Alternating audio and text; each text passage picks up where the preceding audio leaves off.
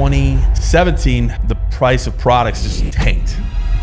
Lost a bunch of money, and a lot of people got wiped out. What was your mindset like at that time? This is not the original plan. This is not what I envisioned for my life. I just turned off my phone, didn't answer anything, and I was like, man, maybe I just jump off a bridge or, take my car against a median. It was a low point. My threshold of tolerance and stress is much higher. Nothing really bothers me after I've gone through. How much did you produce your first year in life insurance? Sold about 329,000, I believe. How about your second year? How much did you produce your second year? 330,000. How much did you produce last year? 105,000. One of our guys, Charlie, when he first started, he just said, 4,000 a month would change his life. And I took that personally. I'm going to help this guy make 4,000 a month. And he ended up writing 20,000 last month. So to me, that's satisfying. That makes me happy. As far as active income, if you're looking to get out of a bad place quickly, nothing could beat the life insurance industry. What would you say to the person watching this right now that, has been in business, but maybe, similar past as you, where their prior business didn't work out, and maybe they are at rock bottom and they don't know where to go from there? What advice would you have for that person? That in 6, 7, 8, 9 months, if you put in that consistent effort, that your life could be totally different.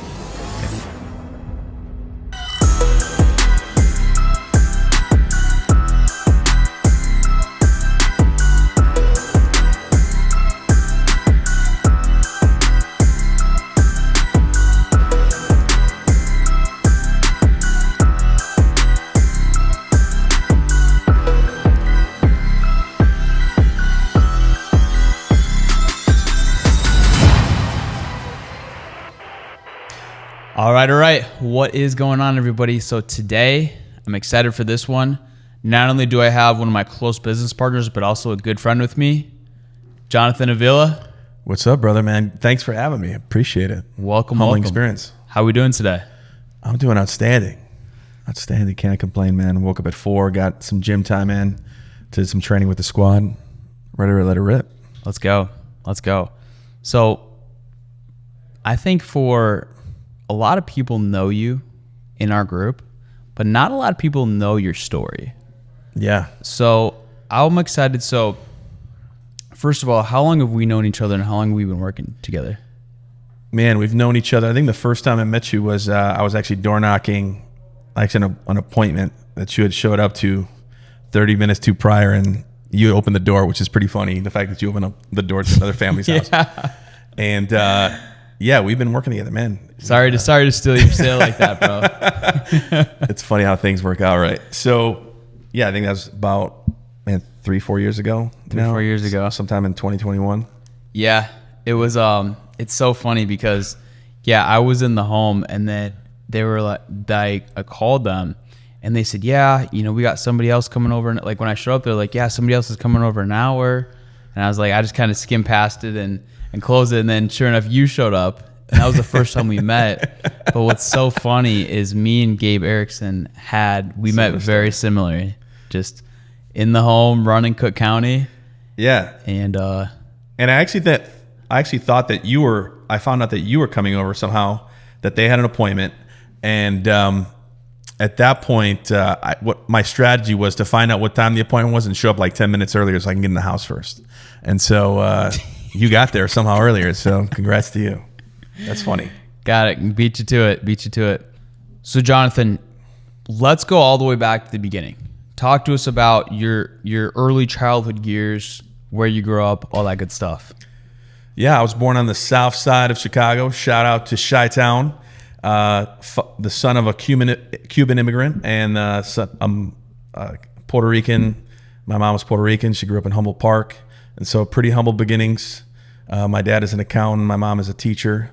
And so, I grew up on the south side, and I originally went to school for what's called nuclear medicine, and we basically inject folks with radioactive stuff and look at their bodies and make sure they don't have any blockages in their heart or any cancer. And I started reading books on entrepreneurship, and it kind of always, inspired me and motivated me to just kind of find another path to see what else was out there as far as creating income for my family, creating generational wealth. And so I was diving into real estate wholesaling. And I was actually actively marketing for motivated buyers and motivated sellers, rather. And was trying to find deals. Deals never worked out. And then I read this ebook on how to make money selling diabetic strips. And that transitioned me to that path. Okay.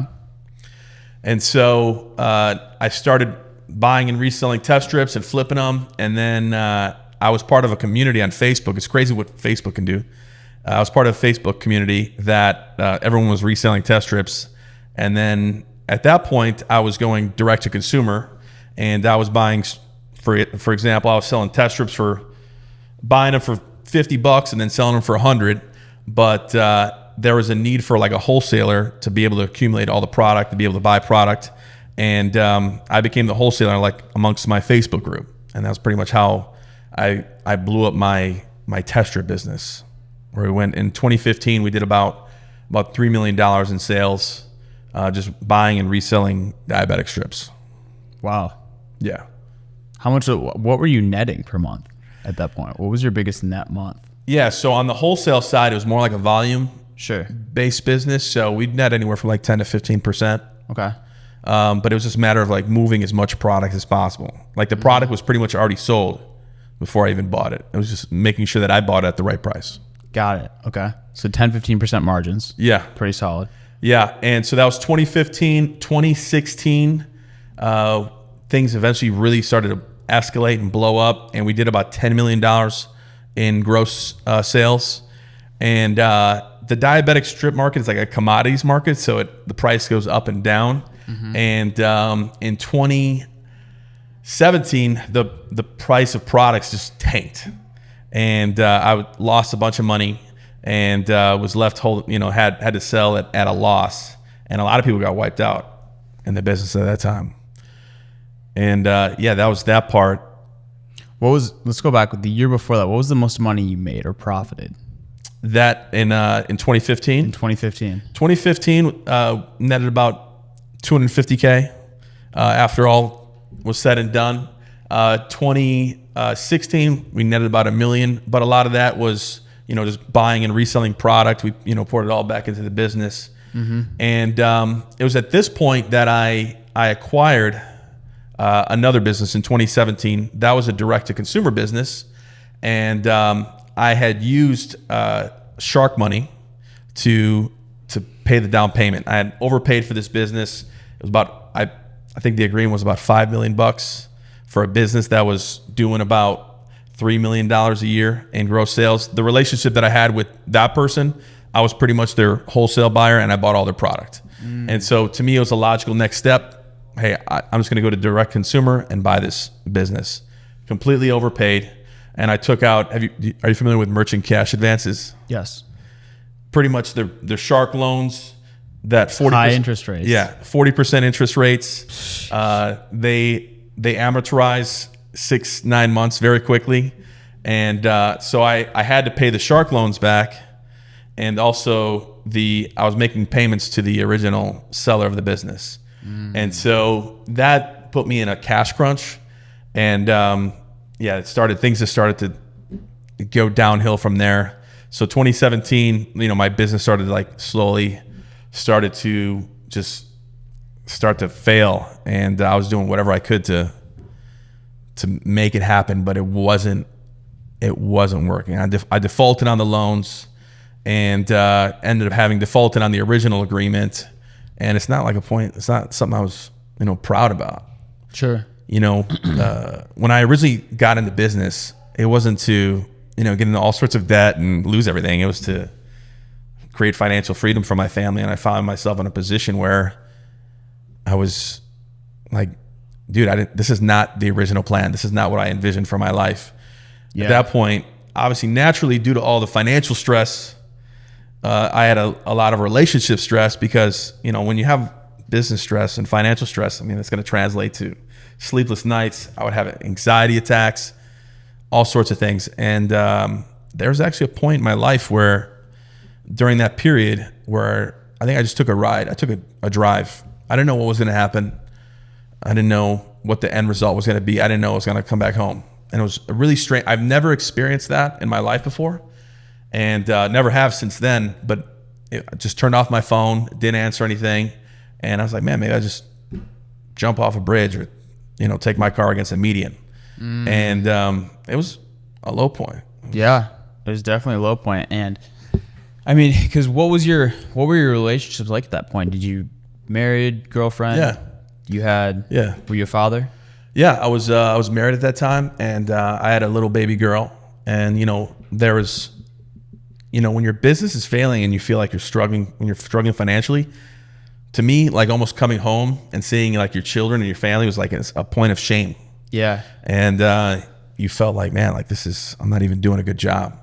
And all the stress from the business was just obviously, was translating to my relationship just failing, and just, things weren't working out like the original plan. And, I was doing everything that I could. I've had the gift of sales for a while, and doing everything that I could to try to make this business work and make everything,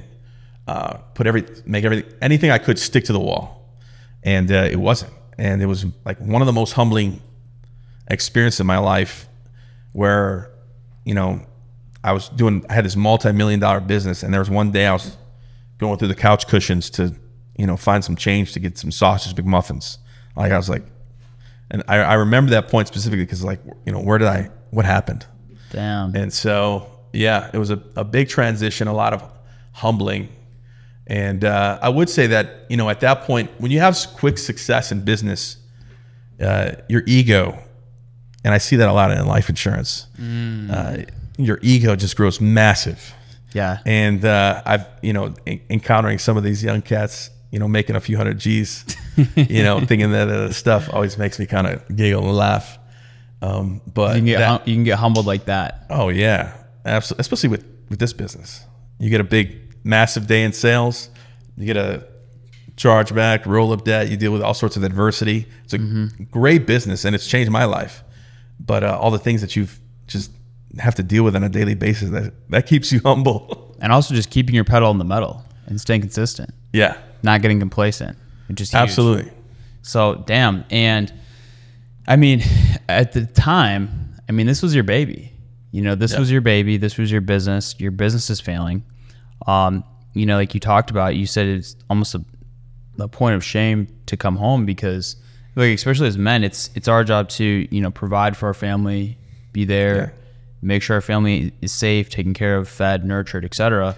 So when you don't have the ability to do that, like, that's tough. Yeah. Talk to us, what was your, if you don't mind sharing, what was your mindset like at that time? Yeah. So it was hard to be positive. Yeah. Because, when my house was getting foreclosed on, I was getting all sorts of debt collection notices.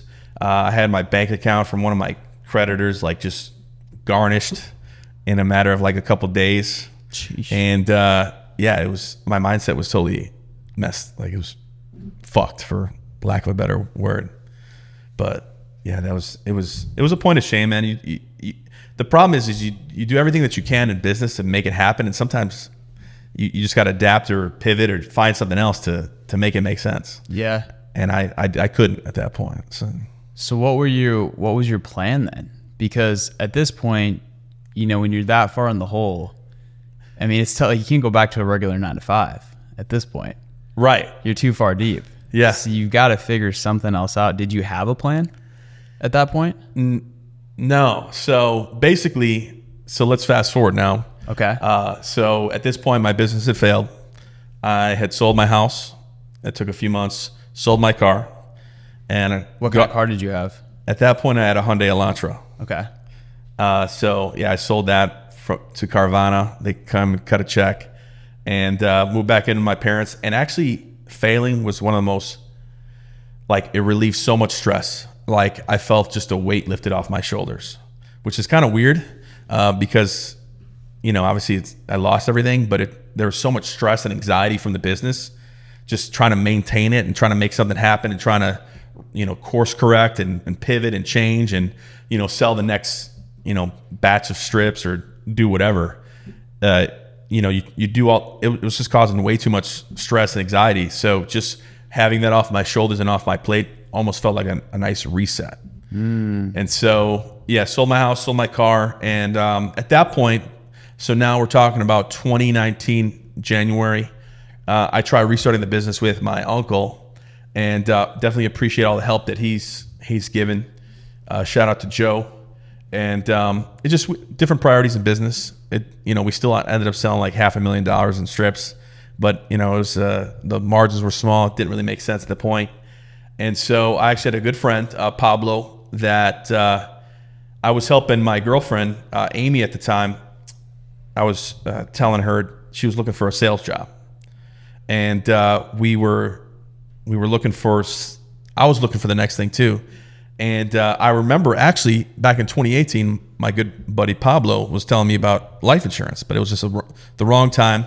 And then 2020, November, I took my insurance exam, and I said, man, I saw a bunch of podcasts and people doing $20,000 a month.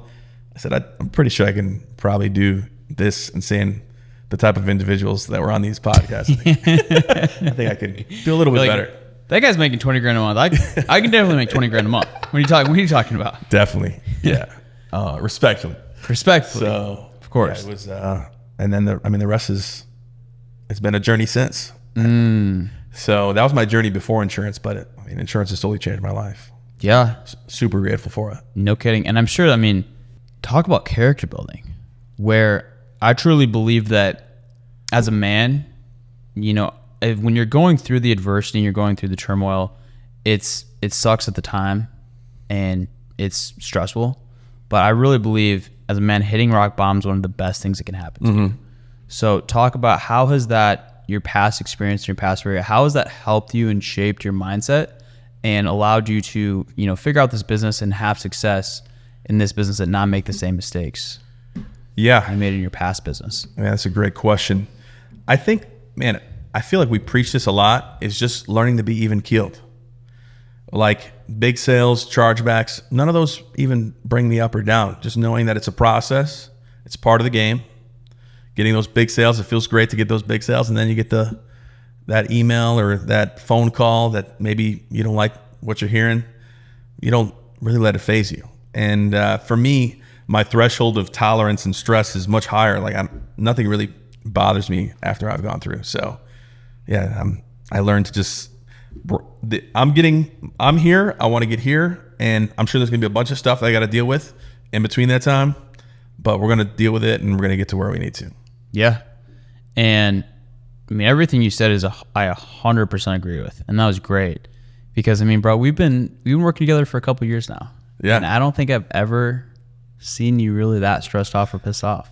It's regardless of what happened. But not only that, but the biggest thing that's allowed you to have that mindset is you're so consistent, where you're in the office same time every day, you leave the office at the same time every day, and you're continuing to put in the work day in and day out. Yeah. And you're just focused on what's in your control. Absolutely. It's for me, in my mindset, it's always been, if something goes wrong or something happens where, this person quit or this rolled up that, or, this client charged back the policy or whatever else, whatever could go wrong has gone wrong. And, every time I think about, getting pissed off or getting frustrated, or I am frustrated, I always ask myself, I say, well, Jonah, did you do your best? And the majority of the time I did, where I did in my control. I focused on everything in my control. There's a few times that I didn't. And those times I didn't, I felt like shit. And that was my fault, and that was my bad. Because, because I could have worked harder, or I could have done a better job, or I could have been more prepared, or whatever the situation may be. But I don't look at adversity as a bad thing now. Where anytime something bad happens, I say thank you. Because I simply see it as a learning lesson. Absolutely. So it's either I learned a lesson here, or it's a win.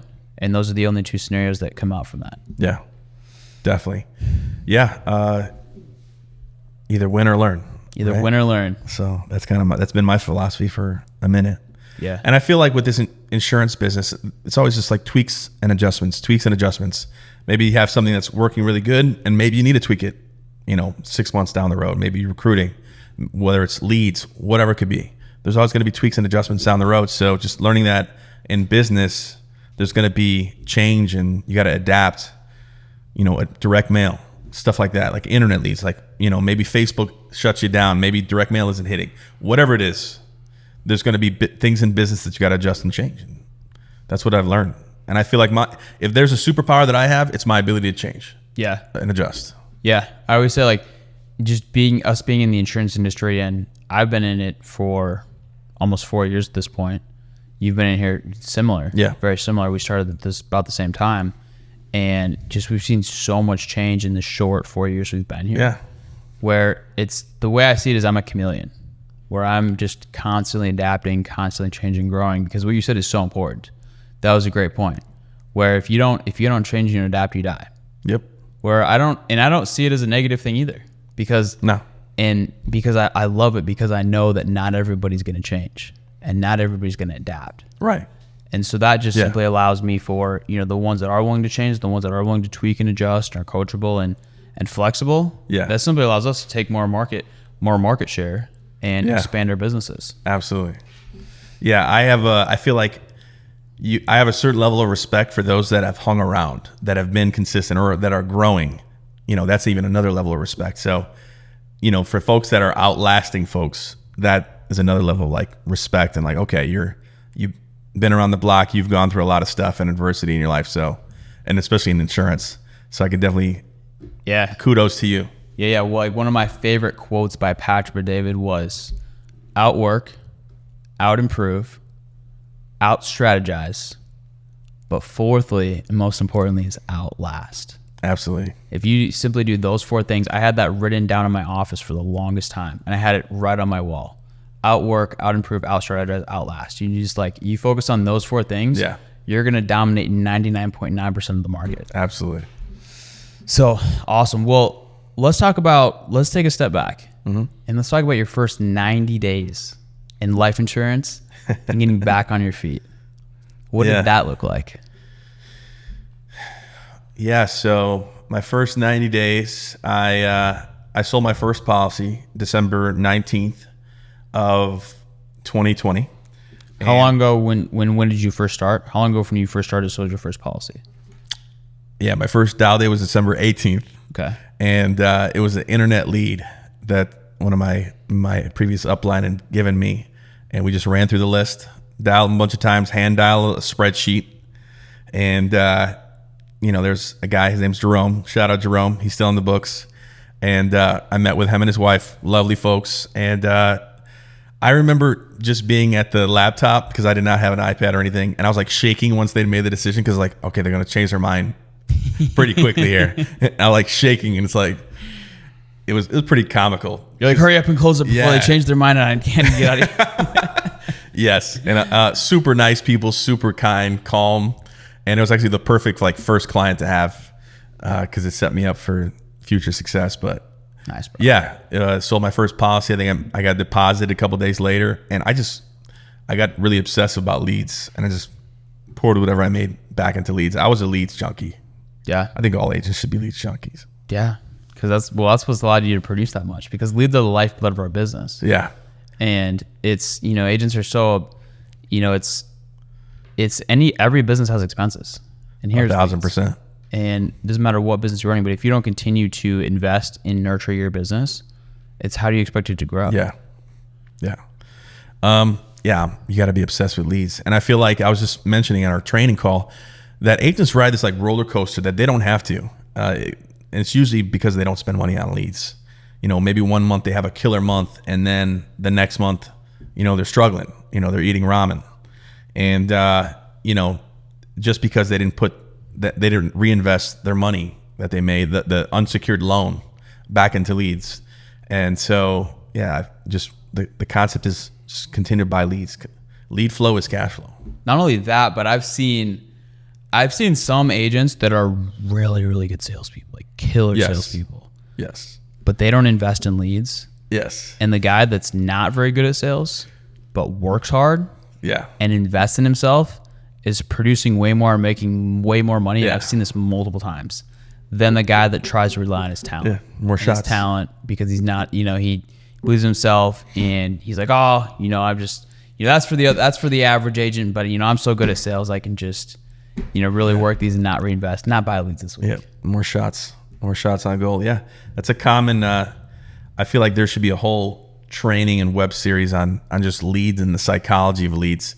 I was actually just reading this. There's like this pie chart that I saw, and it was like the average like lead conversion time, like 25% is within the first 24 hours, and then there's like another quarter that's within like 90 days to a year. And so just understanding, just because someone doesn't answer the phone or pick up or maybe says no the first time, that they're not interested. They filled out the form. At that point in time, they felt that there was some sort of need that they had, and it's our job just to help guide them through that, whatever objections, whatever, that objections that they have, overcome them and service them correctly. Well, there was funny because there was an insurance lead tech conference that Joe actually went to not long ago, and he was telling me about, where he said that if you call a lead within the first hour of them submitting that lead is worth $300. And he said if 2 to 3 hours go by, that lead decreases to about $174. And I think another 12 hours go by, decreases to it's worth $100. And then I think another 2 days go by, 50 or whatever it is. So don't quote me on those exact numbers, but it was more or less relatively along those exact lines as to how much a lead is worth. So the quicker you can get to a lead is the faster, the quicker, the better conversions that you're going to have. Absolutely. Because the way you want to look at it is the leads really have pretty much about the shelf life of a fly. So is the agent that like we had a guy a while ago. It's, we're pretty on top of our guys now, but a guy a while ago where he's like, hey, so, I got my batch leads and I'm ready to start dialing next week.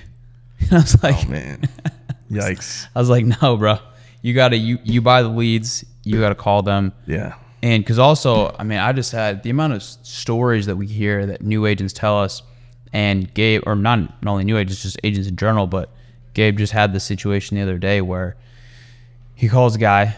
It's a 3-month-old lead. So this was a lead he bought that was 3 months old, mortgage lead. And he calls the guy, and his wife had passed away last month. And they didn't have coverage. And, so in addition to that, not as important to call your leads just to get better conversions. It's important because people are passing away on a daily basis. Yes.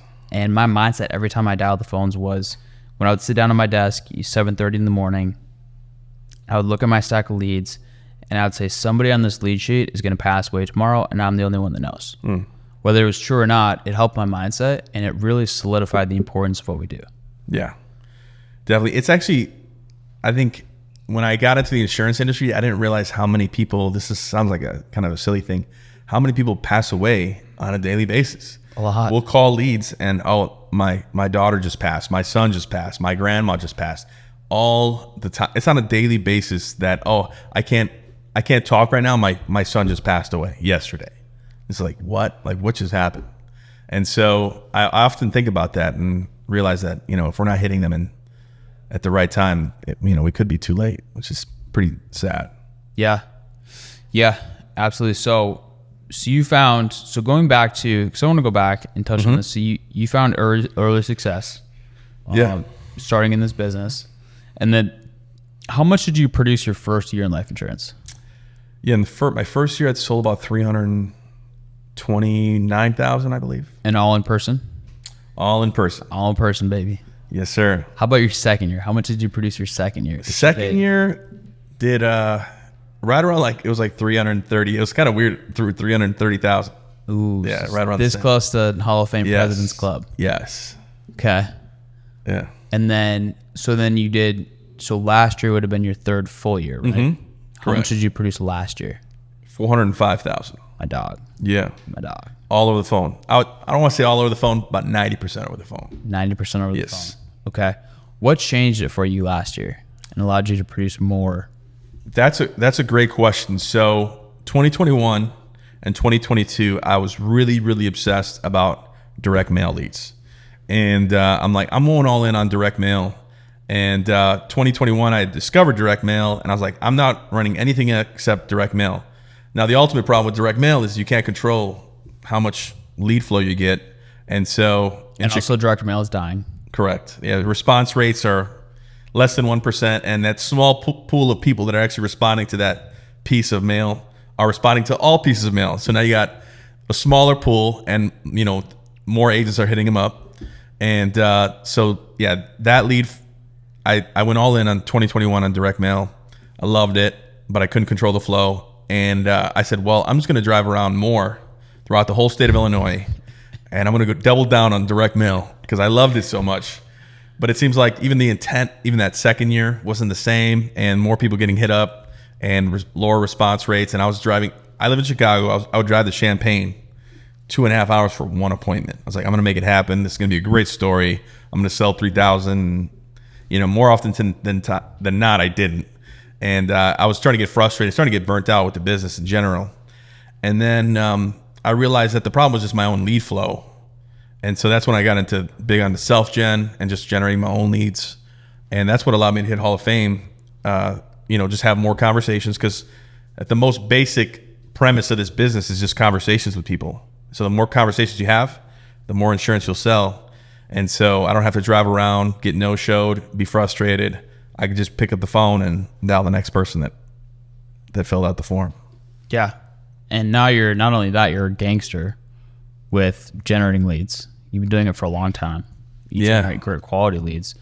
What is your niche now? Not only you, but also niche that your agents are running. Yeah. So my whole squad runs our leads. We call them Empire leads. Okay. And we're running IUL leads. And then we also run just general life insurance leads. That's our bread and butter. But we all run in-house leads. And just seeing the success rate as to your group, and not just the volume of IULs you guys run. For those that don't know, give us a simple breakdown as to what made you guys transition to IULs and the benefits of selling IULs. That's a great question. Well, we wanted the opportunity to sell bigger premiums, sell a bigger problem, solve a bigger problem. The final expense, I love selling final expense. You got Grandma Susie in Oklahoma, who lives in the middle of nowhere, who probably, there's no insurance agent that's going to come out and talk to him, but she's talking to me over the phone and we're getting her coverage. I love that. Yeah. But I wanted the ability to sell bigger premiums, obviously earn a bigger commission, help clients in a bigger way. And the reason why we didn't go mortgage protection was because I didn't want to be relying on a factor that I couldn't control, like the mortgage market. And so I said, well, IULs are kind of timeless. And so that's why we went that route. Yeah. And not only that, but it just allows for a bigger premium. Absolutely. What's your average premium you guys write? I would say on the low end, about $2,400 in annual premium. Now, obviously, that's not all target premium. I like to preface that. But yeah, on the lower end, it's about $2,400. But I mean, we'll have clients at $6,000-$7,000 a month. $600,000 to $700,000, $800,000, $900,000 a month in premiums that we're putting in place. What's the biggest IUL that your team that's been sold within your agency? That'd be Lambo Mike. Shout out to Lambo Mike. He did it was $16K. $16K a month?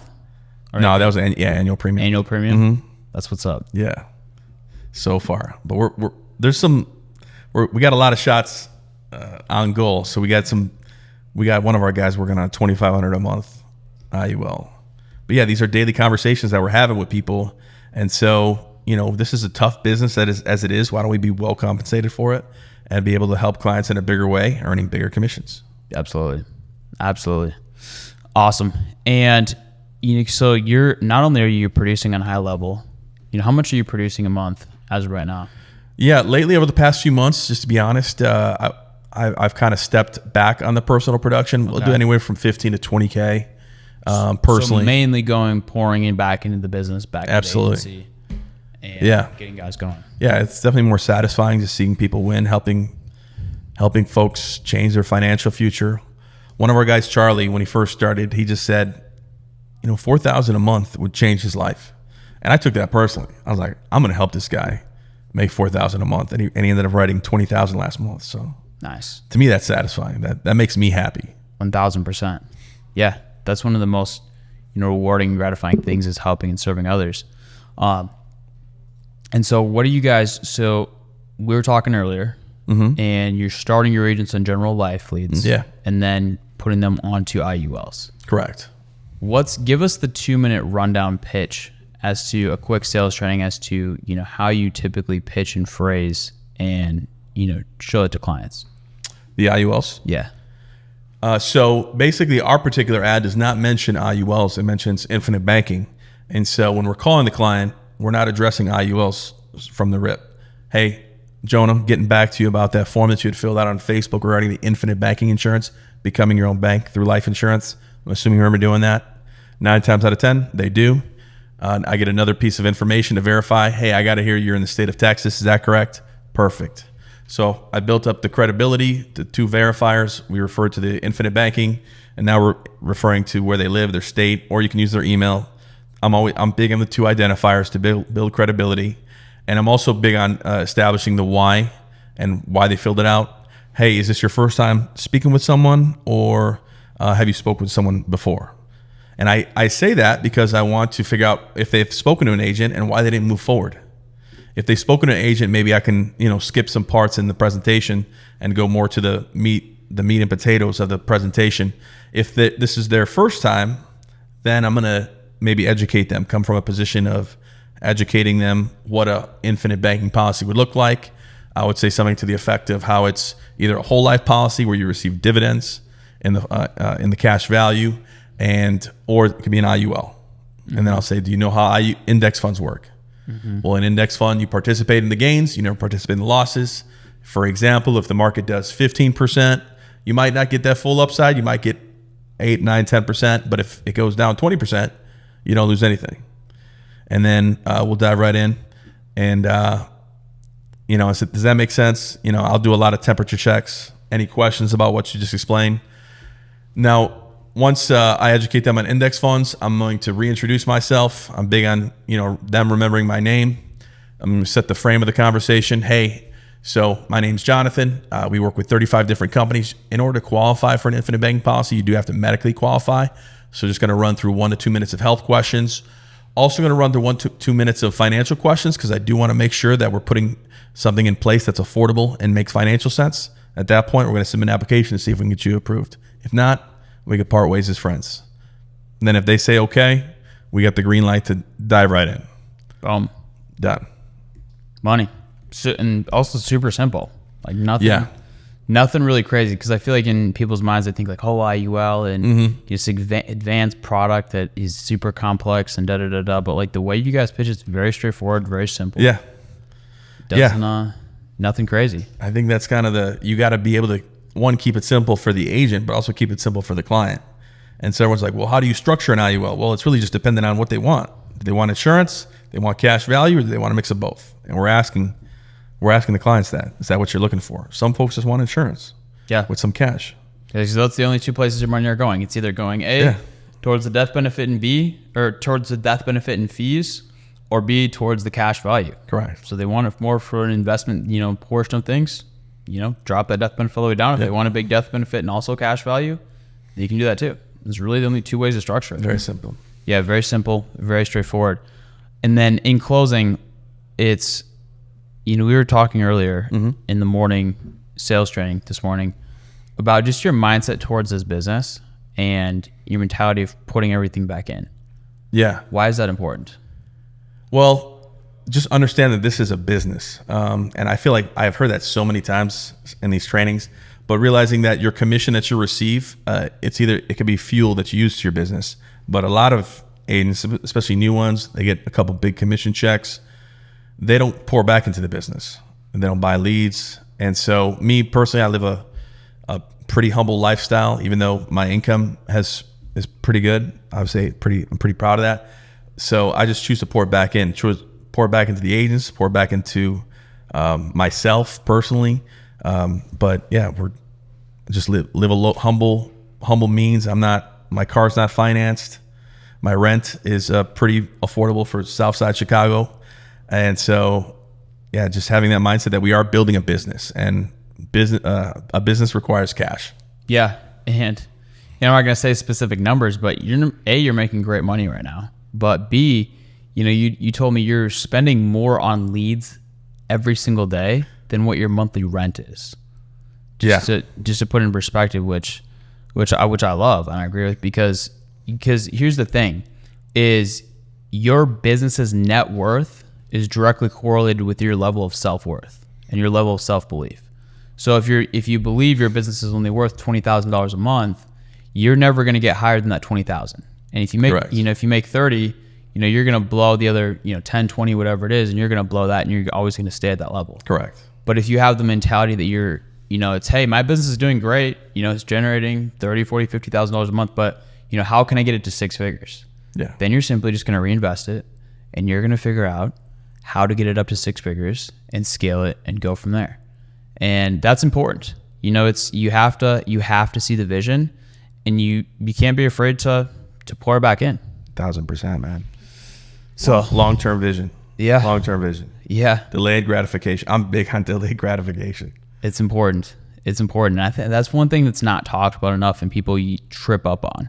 It's just they just can't. They just got to have that new car right now, or they got to have they got to go shopping, or they're not financially responsible. Yeah. What are some? And that's one thing that New Age, I've seen New Ages struggle with, and we train on heavily now, is just how to manage your money. Yeah. What do you tell new agents that are brand new in the business, that have never been in 1099 sales before and have always had a salary? Yeah. What's the conversation looking like as to how to properly manage their funds? So I always like to get a good idea of where everyone's at financially.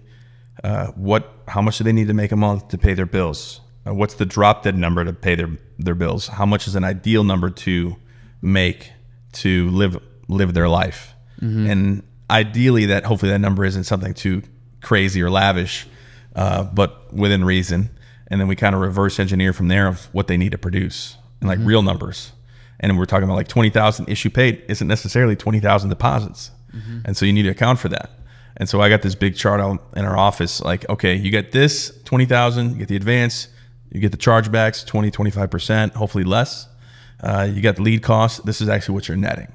And so this is what it takes to get there. So we're just reverse engineering it. And this is what you need to buy in leads, like in order to sustain that. Mm-hmm. And so I feel like if you're consistently working and consistently purchasing leads, good leads, quality leads, exclusive leads, not resold stuff. Yeah. You'll be in an okay place. Yeah. Because let's also talk about that, because let's be honest. A lead's a lead. That's true. And if it's got a name and number, I'm calling it up. I'm simply selling them a policy. But the quality of leads is certainly not the same. Correct. By any measure. Correct. So, in full transparency, and I mean, I tell people this on the first recruiting call. When I'm talking to them, it's like, hey, 85% of the leads in the insurance industry especially are just recycled, low intent, low quality leads, which is tough to make a profit on. Yeah. And why is working quality, high intent, not resold leads so important to your business? Man, where do I start? It's everything. It's everything. Our agency is built on 4 pillars. Mm-hmm. One is leads, high quality, exclusive, fresh leads. And one of the benefits of working with me, since we're generating our own leads, I give you the leads at cost. And so for me, how we structure our agents is we start them at a 70% comp, and I do a lead match. And so because I know the amount of leads it just takes agents to get going. And so fresh, exclusive, at cost leads, and I do a lead match to start. That's our first pillar. The second pillar is training, solid training, daily huddles, weekly training, systems. We leverage we got our closed CRM, automated text message, drip campaigns, self-booked appointments, and then we have culture. And that's something I'm still working on, like just a decent culture. How do you get people to contribute to the larger cause? That solo agent that's doing his own thing, how do you get them to participate in the group chats? Tell someone else congrats. Yes. Those are the big things I would like to think that we're building, and we're still working on that. Yes. I still got a lot to work on. But that's the 4 pillars that we build. Those are the fundamentals. It all starts with that. I kind of ranted there for a second, but no, that was good. That was good. And bro, we also, I mean, dude, when we came into this business, it fires me up, and I'm just so happy to see how much it's progressed since we started. Because when we started, bro, the leads we were buying were resold about 40, 50, 60 times. Like, I'm pretty sure 20% of those was a free Walmart gift card that they just, I call them Candy Crush leads. Yeah, to get their ROI up a little bit. And it was just like I would show up to homes and they'd be like, "Where's my free Walmart gift card?" I'd be like, and I didn't have one. It'd be like, well, I'm here for the life insurance. Yeah. So just having the ability for agents to have higher quality leads, and not having to hammer the phones where you're hearing, I already got 50,000 calls about this. Stop effing calling me. And you're actually the first person to call them. Yes. And just their mindset, not only their mindset, but just allowing them to have a much higher level of profitability and a much higher success rate is something beautiful. It's huge. Yeah. Yeah. It's huge. I feel like it's everything. Yeah. And then you look at just the incredibly high demand for life insurance, especially now. Oh, absolutely. Where, it's once for your business and, for the leads that all of our people are coming in and are working, it's, we could 10x overnight and still have more than enough leads for everybody to work, which is it just I love it, dude. It just gets me fired up. Absolutely. But with all that being said, in closing, what would you say to the person watching this right now that, has been in business, but maybe, similar past as you, where their prior business didn't work out, and maybe they are at rock bottom and they don't know where to go from there? What advice would you have for that person? That's a great question. So I would say that life insurance, as far as active income, if you're looking to get out of a bad place quickly, nothing could beat the life insurance industry. If you're willing to put in the energy, effort, and the grind, that in 6, 7, 8, 9 months, if you put in that consistent effort, that your life could be totally different. And my life's totally changed in the past 3-4 years. 1,000%. That's what I love about this industry. It's the one industry I've seen that does not discriminate. Whereas, it's sales, but I mean, this is the least salesy sales job you will ever have. We're calling people that fill out a form and raise their hand and request their help. And as long as you have the proper work ethic, the proper level of coachability, and the right mindset coming into this, you directly dictate your income. Yeah, 1,000%. So awesome. Well, Jonathan, it was a pleasure. Appreciate you coming in and thanks for having me on the podcast. For sure. All right, guys. I hope this was impactful. Keep striving.